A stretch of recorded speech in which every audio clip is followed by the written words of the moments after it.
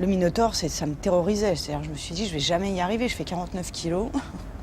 Il y avait quelque chose de très impressionnant à la voir de dos. Cette espèce de colonne vertébrale qui apparaît comme si elle se mettait à pousser, quoi. Et c'est très étonnant, surtout quand on pense à celui qui a une toute petite bonne femme et qui se met à être un tel paquet de muscles et de nerfs. Lequel d'entre vous a tué? Tant que je n'aurai pas la réponse à cette question, on tournera en rond. Qui tue? Celui qui mange ou celui qui donne à manger? Elle est capable de jouer le jeu à un tel point qu'au bout d'un moment, ça fait peur parce qu'on se dit mais ça y est, elle est passée de l'autre côté, quoi. Elle arrête plus, enfin je sais plus, c'est fini, mais c'est quand, mais quoi, tout devient bizarre avec elle à ce moment-là.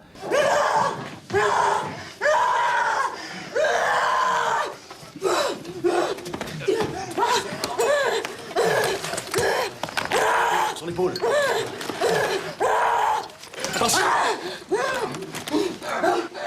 Ces moments-là étaient les moments les plus difficiles pour Sylvie parce qu'effectivement, elle-même ne savait même pas si elle allait pouvoir les obtenir.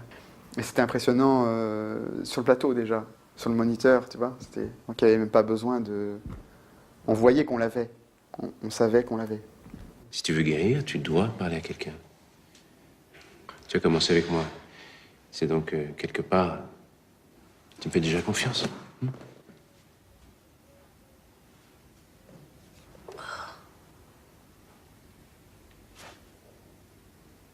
Tu le touches pas. T'as compris? Quand je regardais les malades, ce qui était le plus surprenant, c'est que ça arrivait brutalement en live. Moi, je ne voyais pas quelque chose de monté. Je voyais un plan séquence, finalement, cet entretien. C'était un plan séquence de 2 minutes, de 3 minutes. Il n'y avait pas de coupe. Et c'était parce qu'il n'y avait pas de coupe que je croyais à la vérité des choses. Dès qu'on monte, on triche. Dès qu'on monte, on ment. Quand on est en continu, on est en direct. Ça se passe vraiment. Nos yeux croient ce qu'on voit. Donc, dans la mise en scène, la façon de mettre en scène les scènes où il y avait ces changements qui devaient s'opérer, je voulais absolument que les scènes soient tournées en plan séquence. C'était une difficulté supplémentaire, mais qui permettait à l'acteur et aux acteurs de plonger d'autant plus dans les méandres de ce cerveau. Je pense que si on coupe, bon, on peut aller plus loin, mais c'est comme si on commençait directement un autre personnage. Ce qui est intéressant, c'est pas tellement une personnalité et l'autre, c'est le chemin entre qui est intéressant.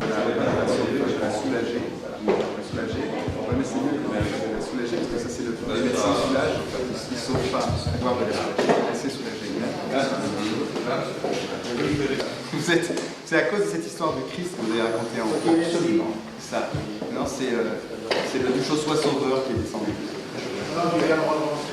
Ton but, c'était essayer de mettre en danger l'un et de mettre en danger l'autre pour qu'il se surpasse. Donc tu mets en face de Lambert, tu mets Sylvie Testu. Et là, d'un coup, il faut qu'il monte, il faut qu'il y aille. En face de Sylvie, tu lui mets Lambert. Et là, elle flippe, tu vois, avant le tournage. Et ce flip, il est là, c'est une énergie, tu t'en sers. Et Michel, pareil, quand tu amènes Michel Duchossois sur le ring, il se passe des choses. Et c'est ça que tu filmes. Tu filmes ces choses-là. Tu filmes ce qui se passe.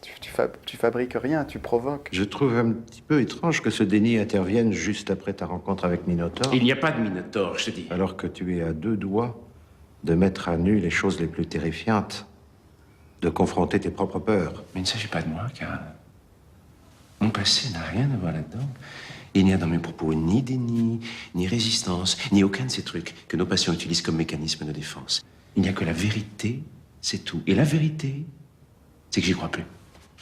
On a répété beaucoup, vous savez.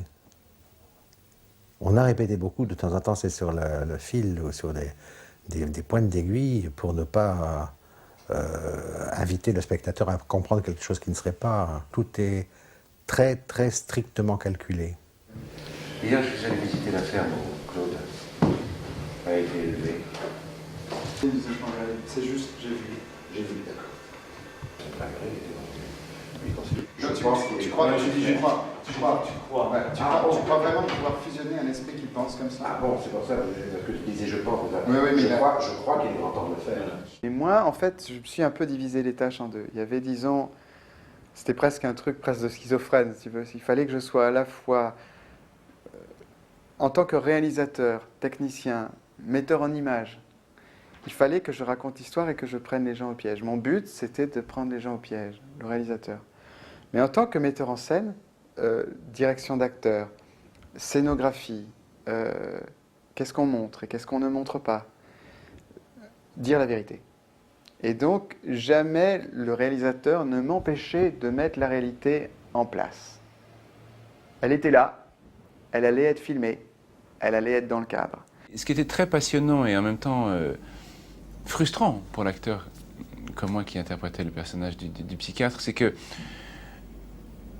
le travail que je fais n'est visible, n'est perceptible que quand on a vu le film, à la limite à une deuxième vision. Alors qu'en fait, quand on le voit la première fois, il est presque banal. Des semaines à guetter le bruit de ses pas. Imaginez dans l'obscurité une expression de tendresse sur son visage lorsqu'elle t'apporte à boire.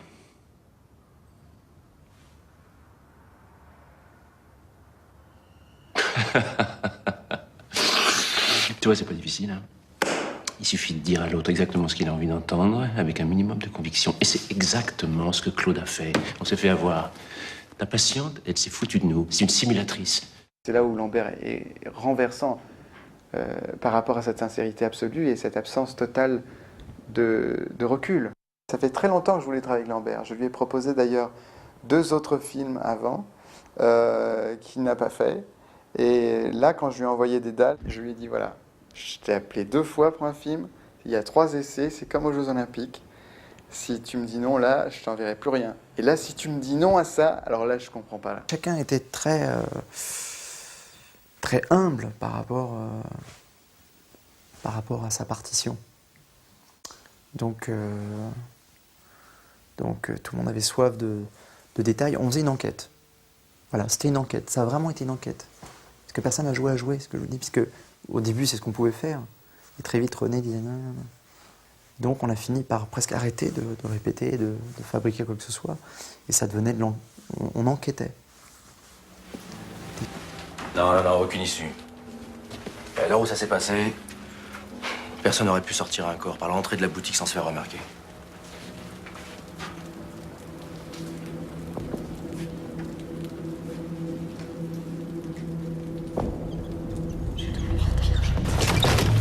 La poubelle. De quoi? J'ai vérifié avec la concierge, il lui manque une poubelle. Frédéric a contre-emploi total en dehors de ses sentiers battus, avec un rôle presque sans texte, avec un rôle qui a rebrousse-poil des gens.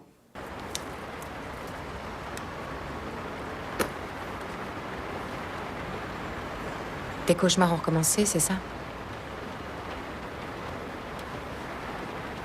J'entends leur voix qui murmure. C'est comme si j'étais plus seul dans ma tête. Je peux plus entendre un son sans qui déclenche une image. Elle est si réelle que j'ai l'impression de l'avoir vécue.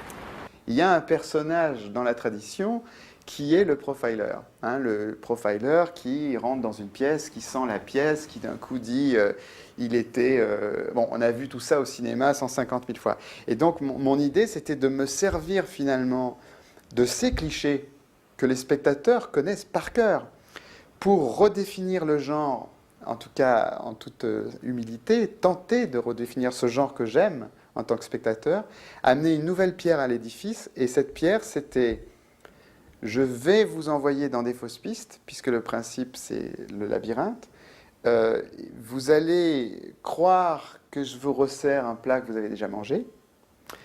Et plus vous y allez, plus vous allez vous perdre dans cette piste qui n'est pas la mienne, qui est celle que vous avez prise.